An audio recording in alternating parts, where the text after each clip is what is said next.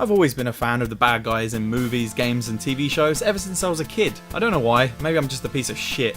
Nah, that's not it. I'm fucking awesome. But it didn't matter what the show or game was, I'd always preferred the bad guys. In Teenage Mutant Ninja Turtles, I always loved Bebop and Rocksteady and Shredder, and in Crash Bandicoot, I always loved the campy Dr. Cortex and his many minions, and I'd always play as Dingodile in any Crash Bandicoot side game where you could pick the bad guys. And in the Super Mario Bros. Universe, Wario has always been my favourite to this very day.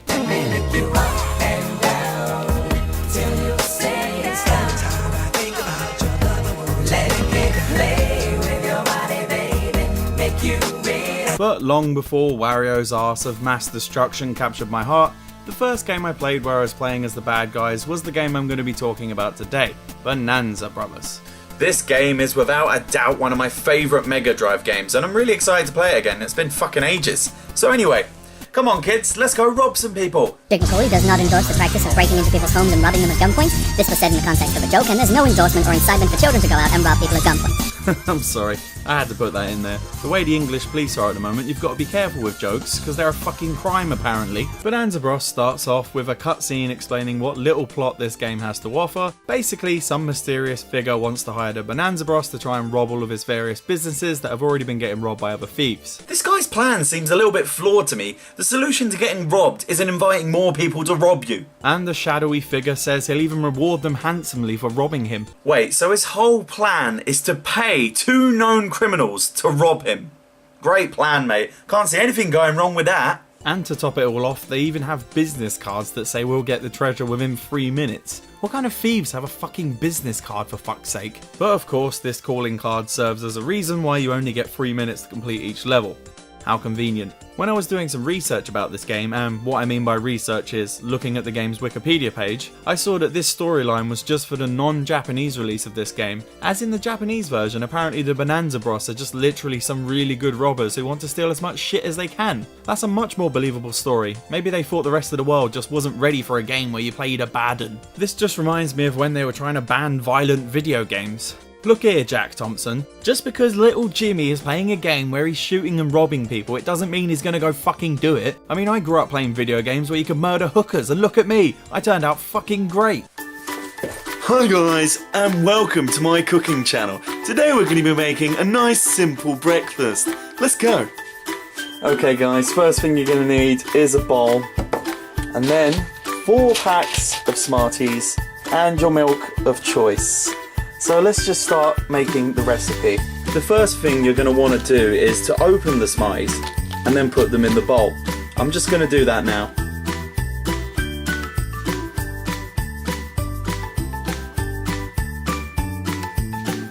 Alright, now that's all in the bowl. That's beautiful. Now we're just going to add the final ingredient, of course, the milk. So there you have it guys, that's how you make Smarties cereal. A very nutritious, well-balanced breakfast for people who are well-adjusted. Stonking. In Bonanza Brothers, you'll be running around multi-floored levels trying to get all the stuff you have to steal from that level, with you taking all the stuff you've stolen to the exit, which is usually the roof, because when you finish a fucking level, a fucking blimp will come and pick you up. That's gotta be the most awesome way to end a level ever, but to be honest with you, it's not exactly the fastest way to get away from a crime scene really. Couldn't the cops just easily shoot you out of the sky? I mean, it doesn't really take that much to take a blimp down, and if these guys are known criminals, wouldn't the police know to just place some snipers to take them down once they're finished robbing? Oh God, this is the last thing I need. Bunch of uppity homosexuals shooting their mouths off to the liberal media that the Federal Wildlife Marshal Office persecutes gays. Are you fucking crazy? Now they may be gay, but that's not their son, that's the ape.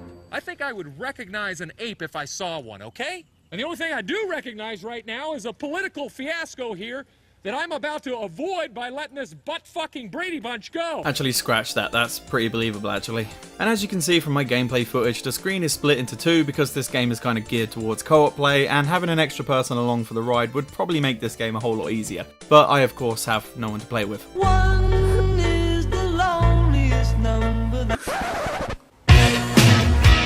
You're never alone, brother. You always have the Hulkster to play with. Shut up, Hulk. You're not even real. One is the But the game is perfectly fine to play on your own. I just feel like the difficulty isn't really scaled to how many people are playing, as it's the same whether you have 1 or 2 people. I do like that you have this map in the middle of the screen that shows you the layout of the level you're on and where all the treasures are, as it really makes you feel like a real thief looking at blueprints and planning your heist. Even though Bonanza Bros kind of looks like an action platform, it really isn't. It's a stealth game, because if you're not being careful, you will be dead very rapidly. You've got to be patient and pick your moment to strike, because it only takes 1 hit and your character is instantly dead, which really gives a sense of urgency when you're getting attacked. I'm usually not a massive fan of stealth games, but this game is just so fun that it overrides my lack of patience. When you get caught, there's always a way out of the situation if you know what you're doing, which I really appreciate, but make no mistake about it, the guards will hound you mercilessly when you're caught, but there's definitely more than a few ways to cheat the AI. The best way I found to get out of a pickle was to just go up a floor, as it resets all the enemies on that floor you just left. And sometimes the guards will literally give up on catching you pretty much instantly. No wonder this guy's getting robbed all the time. You have 2 forms of attack to take the enemy down with. Your main attack, which is of course a gun that for some reason doesn't murder anyone, it just stuns them. Maybe it's like a blow dart gun or something. Once you've knocked someone out with your gun, you only get a few seconds before they're back up again. But it is honestly quite fun when you get into firefights with a guard and you're ducking and weaving behind cover trying to get the first hit in. And the second way you can take down enemies is by crushing them with a door. Yep, seriously. And it is the most satisfying part of this game. I love just waiting for the fucks to get close to the door and then BAM! Oh, it makes such a good noise. In the first level of Bonanza Brothers called Company, we find the boys robbing some generic office building. Why does this place need so much defending? Are they scared that someone might steal their staplers? Right, that is it. Slow down, you move too fast. Solomon's here. All part of the job. What's going on? Put my stapler inside the jelly again. That's the 3rd time he's done it. It wasn't even funny the first time. Why has he done that? Told him once that I don't like jelly.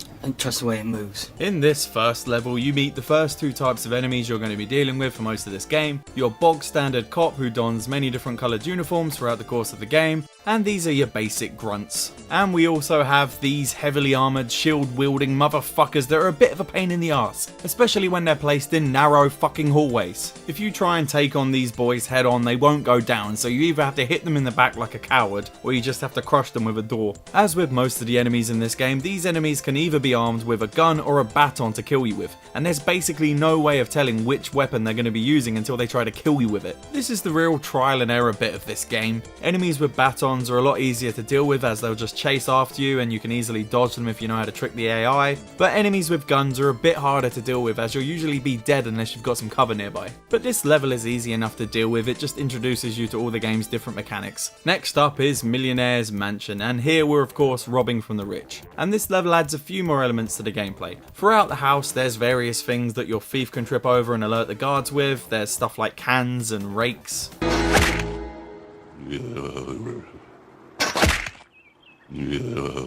And to be quite honest with you, these obstacles are actually quite a bit of a pain in the arse to dodge, as the jump you're given in this game isn't exactly the most precise jump ever. It's probably the only element of this game that's a bit dodgy. You have to literally be half a pixel in front of the obstacle you want to jump over. And on the last level, this dodgy jumping becomes a bit of an annoyance, but it doesn't exactly happen enough to ruin the game or anything, as the jump works fine when you're doing anything else in the game. You also have servants to try and avoid, and if these guys see you, they just drop plates everywhere and make a whole lot of noise, basically alerting all the fucking guards. This level introduces a new enemy, this fat purple wearing fuck that throws bombs at you. And it's okay, I'm allowed to call people fat fucks because I am one myself.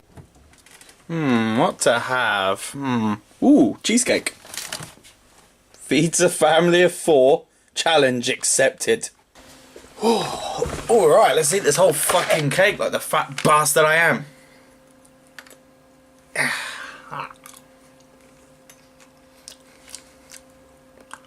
A few moments later. Oh, so full.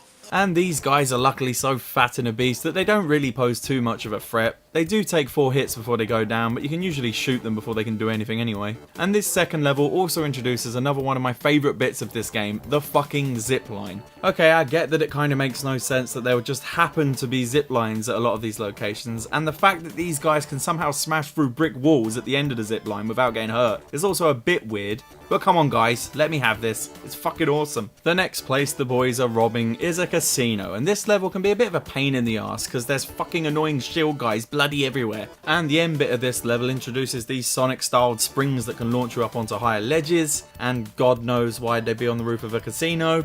And these springs can get you killed if you aren't careful, because the enemy will obviously see you and shoot at you while you're helplessly jumping on these things. And timing it so you can get past the enemy without them seeing you isn't exactly the easiest thing. The next target is the Mint. Who the fuck is this guy that owns all of this shit? He must be part of the Illuminati or something. On this level, you get to use this metal crusher thing, which is a lot of fun to use. You have to wait by the switch, and when there's an enemy under the crusher, bam, you fuck them up. So goddamn satisfying. God knows why these things are even here in the first place. Maybe they used to crush down the metals? That's pretty much the only explanation I can think of. A new enemy type is also brought in on this level, and that enemy is dogs. They literally cause basically no problems because, you know, every dog is a good boy. But it's kind of weird because I never feel alright about shooting dogs. It's weird as humans how we're okay with humans being shot and stuff, but as soon as a dog is killed we're fucking angry. I guess that's why DoesTheDogDie.com exists. After this, there's underground gold bars, which has this minecart opening, which is pretty cool, but nothing else of note really happens here. But this was the level I used to get stuck on all the time as a kid, so that's something I guess. Next up is Jewellery Store, and this is where the game really starts to ramp up in difficulty. The first bit of this level is a bit of a cunt because you're expected to do a lot of jumping, and as I said earlier, the jumping in this game isn't exactly the best. This little section here did my fucking head in because there was 2 noise-causing obstacles in a row, which are annoying to avoid because of the slightly jerky jump. Because once this second guard on this bit is alerted to your presence, you're pretty much going to lose a life because this fuck has a gun, and avoiding a gun-wielding enemy when you're coming off of a ledge is a bit of a challenge. Following this level is Laboratory, which is another level where nothing of note really happens. The shielded guards are annoying on this level, but it's nothing really. Then we get to Deluxe Liner, which is set on a giant cruise ship, which is pretty damn awesome, and this level gave me some fucking trouble. The hardest bit of this level is getting through this first bit and figuring out what the best route through the level is. I think the main problem here is the abundance of obstacles and the amount of unavoidable shield guys everywhere. And now we come to the last 2 levels of the game, and I know this doesn't seem like a very long game, and it isn't when you know what you're doing, but it definitely takes a lot of trial and error to beat these levels, and you didn't see the amount of times I had to restart to get here. The second to last level in this game is called Art Museum, which is a level that kind of stumped me for a little bit. I do dig the design of this level, and all the art pieces are just things from other Sega games, which is pretty funny. I think the thing that makes this level so hard is all the gunfights you find yourself in, and there's a lot of them on this level, and it's very easy to fuck up and die in the gunfights in this game. The main bit that stumped me about this level was where the fuck should I go near the end of the level, because there's no path forward at one point, and I was just wandering around not knowing where to go for a few deaths. And then it finally dawned on me that I was being retarded, as you need to go down the zip line to break through the wall at the end. I have no idea why that slipped my mind. But fuck is this last part of this level fucking annoying. You have these 3 enemies that you can't sneak up on because, you know, you smash through the wall next to them. It's quite hard to do that stealthily. And this means no matter what you do, these guys are going to be going for you straight away. And you're going to have a shootout with them on these fucking stairs, which isn't the best experience because generally the enemy will be able to shoot at you and you won't be able to shoot at them, which causes a few fucking problems. But after a few deaths, you can figure out the best way to cheat your way past them. If the game is going to be cheap, I'll be cheap. And here we are at the last level of the game, and I don't even want to tell you how many fucking times I got a game over on this fucking level, and I had to go back to the start of the fucking game. This level is set in a pyramid, and this level adds in some maze-like level design, and these fucking...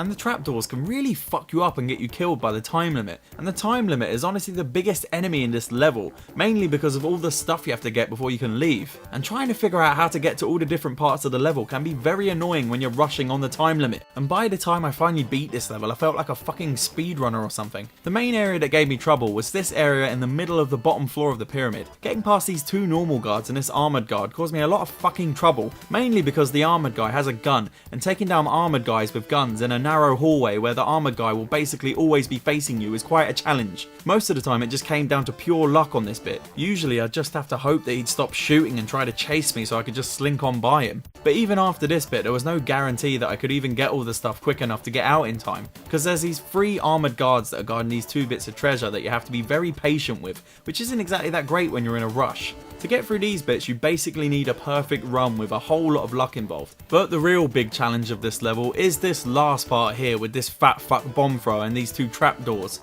I lost count of the amount of times I did the whole fucking level basically perfect, only to fall down one of these 2 trapdoors, thus losing me the entire fucking level. Jumping over these trapdoors requires jumping at the very last pixel just before you're on the bloody trapdoor. And because of how quickly you need to do everything in this level, you don't exactly have the time to take these trapdoors as slowly as you would like. And add into the fact that you've got to carefully take care of this fat fuck bomber beforehand, and you've got a recipe for fucking annoyance. When I finally beat this level, I did it by the skin of my teeth with a couple of seconds remaining, and to be honest with you, finally beating this game was fucking satisfying and a lot of fun, even if this game does have some cheap elements. Bonanza Brothers is a very unique game in the Megadrive game library, and it's honestly a game that's unlike anything else of its generation. It's a game that I really wish more people knew about because it's A little bit of a hidden gem, I would say. but more people need to be hailing as a stone cold classic. We need more games where you get to play as the bad guys, cause as we all know, bad guys have all the fun. Anyway, what I'm saying is, play this fucking game. It's on most of the Sega Classics collections, so there's no excuse not to play this game, brother. Thank you for watching, and I will see you later.